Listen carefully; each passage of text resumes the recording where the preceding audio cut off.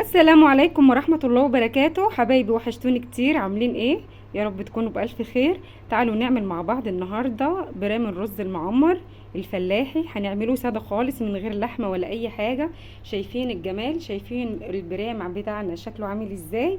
يلا بينا نسمي الله ونبدأ الفيديو بتاعنا ونشوف خطوات الرز البرام الفلاحي هنعمله ازاي.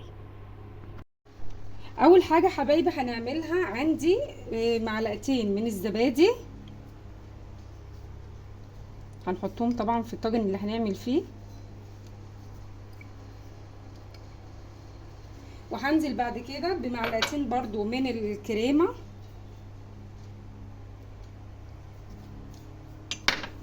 وهنزل بسمنة على زبدة صفرة.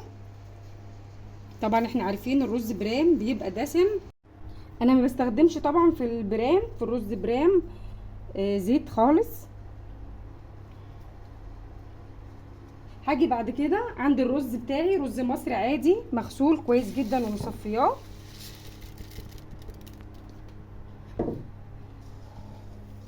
هدعك الرز بالزبادي بالزبده بالكريمه بايدي كده الاول عشان الرز بتاعي يتغلف ويتشرب تماما من الزبده والكريمه.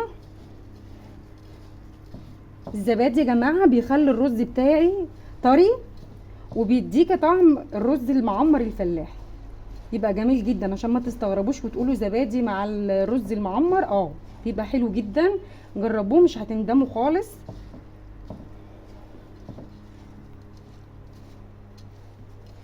طبعا احنا بنعاير الطاجن او البرام اللي احنا بنعمل فيه الرز الاول، بنعايره بالرز الاول عشان نشوف المقدار بتاعه قد ايه. حاجه حبايب قلبي بعد كده عندي اللبن بتاعي، طبعا اللبن سخن، هضيف عليه الملح بتاعنا، وهضيف عليه رشه بسيطه من الفلفل الاسود، وهنقلب.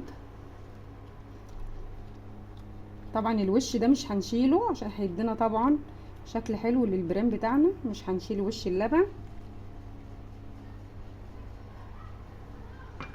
هنيجي بقى بسم الله الرحمن الرحيم، هننزل باللبن بتاعنا،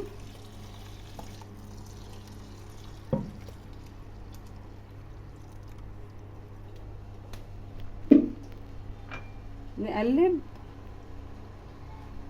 تقليبه بسيطه كده.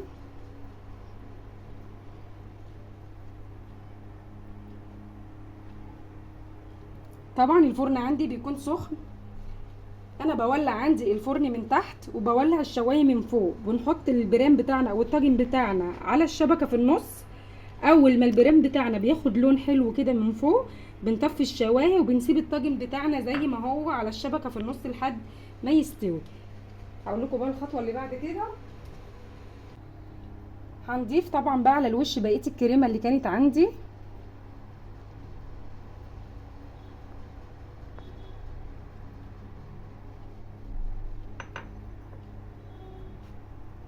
وهضيف شويه برضو من الزبده الصفراء، هنوزعها كده على وش الطاجن. وزي ما قلت لكم عندي الفرن بتاعي سخن حلو قوي، كفايه كده. كده اصبح الطاجن بتاعي البرام بتاعي جاهز. هندخله بقى يا حبايب قلب الفرن وارجع لكم تاني.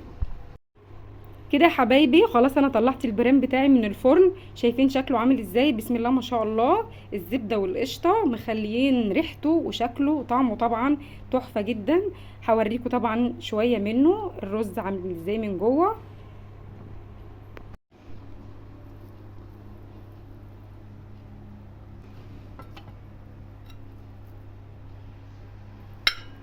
شايفين يا حبايبي الرز بتاعنا طري ومفلفل وجميل جدا، والوش بتاعه حلو قوي زي ما انتم شايفين. بسم الله ما شاء الله جميل جدا. اتمنى يا رب تجربوه يعجبكم.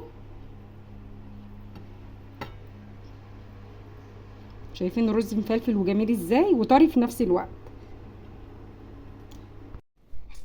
وبكده يا حبايبي بنكون وصلنا لنهايه الفيديو النهارده. اتمنى يكون فيديو النهارده عجبكم. ما تنسونيش في لايك وشير والاشتراك في القناه علشان يوصلكم مني كل جديد. كان معاكم نورة وليد، والسلام عليكم ورحمه الله وبركاته.